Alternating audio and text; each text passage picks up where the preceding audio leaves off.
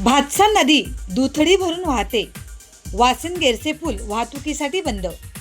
सततच्या मुसळधार पावसामुळे भातसा नदी दुथडी भरून वाहत असून नदीची पाणी पातळी मोठ्या प्रमाणात वाढली आहे.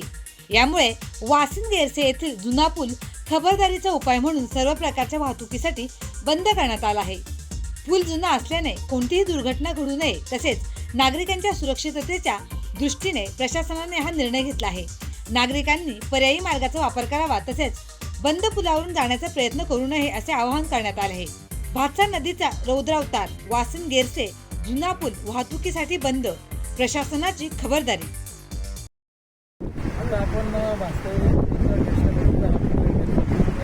आलेले आहे आणि